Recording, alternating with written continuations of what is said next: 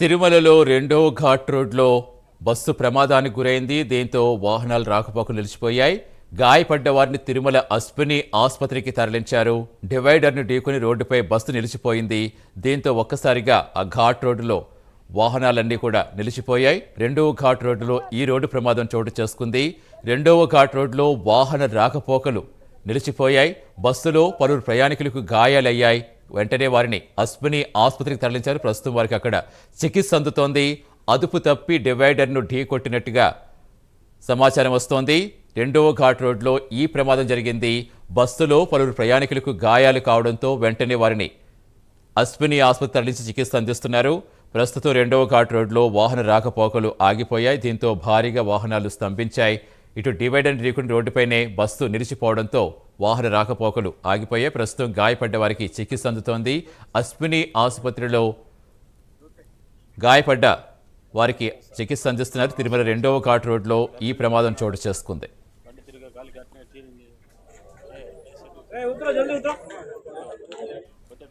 పూర్తి సమాచారం ఇచ్చేందుకు మా కరెస్పాండెంట్ సునీల్ జరుగుతారు. సునీల్, ఎంతమంది బస్సులో అసలు ఎలా జరిగింది, ప్రస్తుతం గాయపడ్డ వారి పరిస్థితి ఏంటి, ఆ ట్రాఫిక్ క్లియర్ చేసే విధంగా అధికారులు ఎలాంటి యాక్షన్ చేపడుతున్నారు, ఏం చెప్తున్నారు?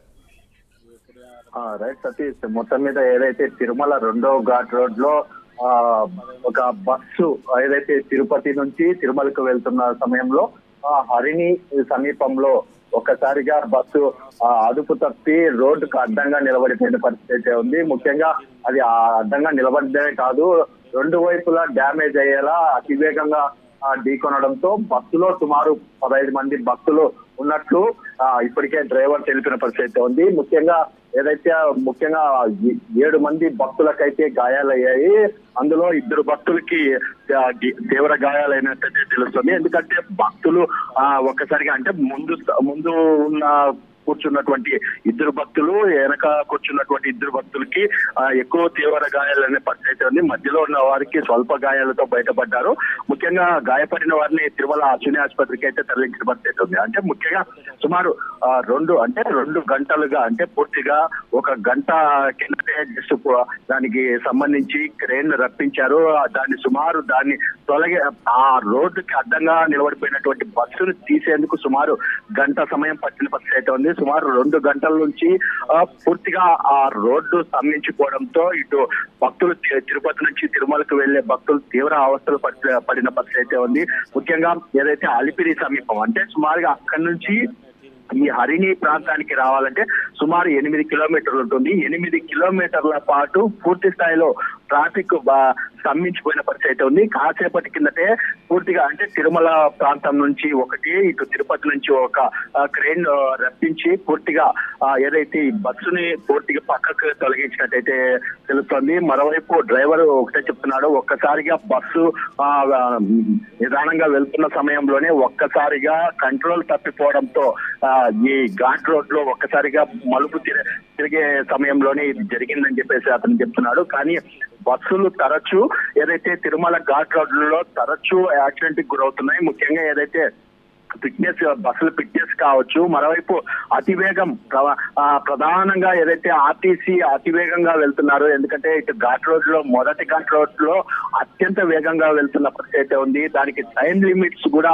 పెట్టినప్పటికీ ఆ టైం లిమిట్స్ ప్రకారం పోని పరిస్థితి ఇక్కడ కనపడుతుంది. ఎందుకంటే బస్సులు తిరుపతి నుంచి తిరుమలకు వెళ్లే టైంలో కూడా అతివేగంగా బస్సులు, అంటే ఒక బస్సునికి ఒకటి ఇంకో బస్సు ఓవర్టేక్ చేసుకుంటూ వెళ్తున్న పరిస్థితి ఉంది.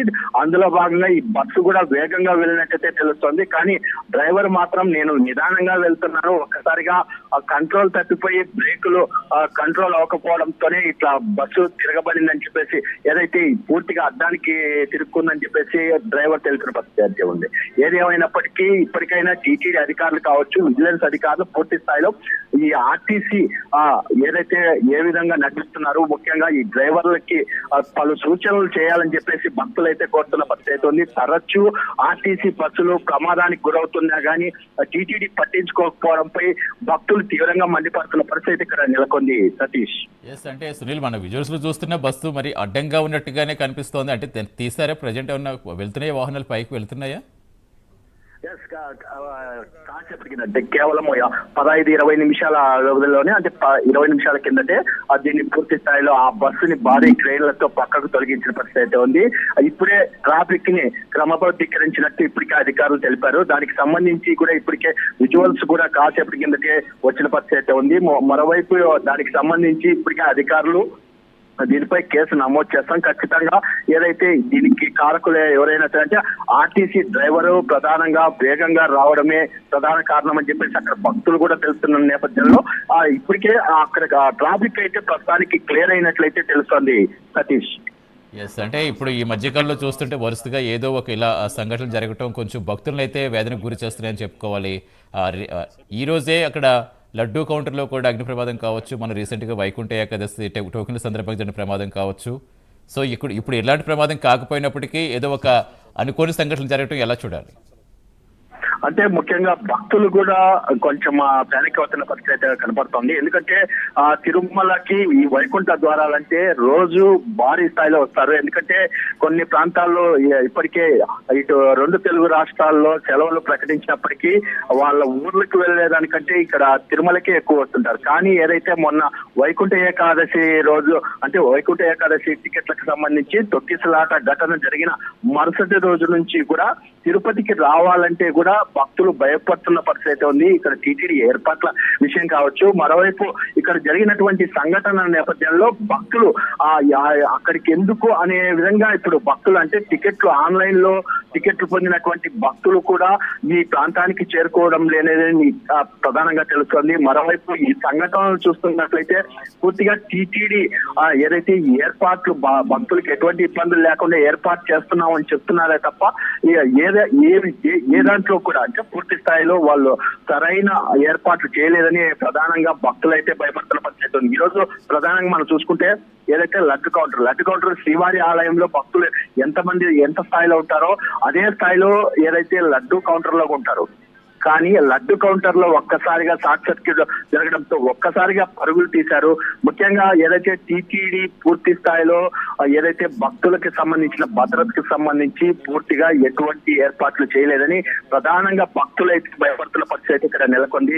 మరోవైపు ఆర్టీసీ సైతం పూర్తిగా భక్తుల్ని నేరుగా తిరుమలకి చేరుస్తున్న ఎటువంటి ఇబ్బందులు లేకుండా అని చెప్పేసి భక్తుల్ని బస్సుల్లో ఎక్కించుకొని ఇట్లా ప్రమాదాలకు గురి చేస్తున్న పరిస్థితి అయితే ఇక్కడ కనపడుతుంది. ఏదేమైనప్పటికీ భక్తులు ఇవి జరుగుతున్న నేపథ్యంలో భయపడుతున్న పరిస్థితి ఇక్కడ కనపడుతుంది సతీష్.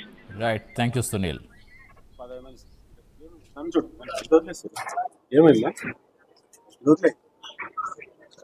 ఏం చేస్తారు, బండి సులభం వస్తున్నాను సార్. టర్నింగ్ లో తిప్పిన బండి తిరిగి గాలికి అట్నే టీరింగ్ సెట్ కొద్దిగా బ్రేక్ క్విక్గా ఉంది. కొద్దిగా అట్నే ఆటో తిరిగి చేస్తున్నాం సార్. దగ్గర 5 సంవత్సరాలు 10 సంవత్సరాలు ఎప్పుడు 15 మంది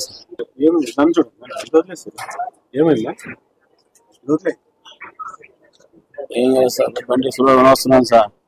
టర్నింగ్ లో తిప్పిన బండి తిరిగి గాలికి అట్నే టీరింగ్ సెట్ కొద్దిగా బ్రేక్ క్విక్గా ఉంది. కొద్దిగా అట్నే ఆటో తిరిగి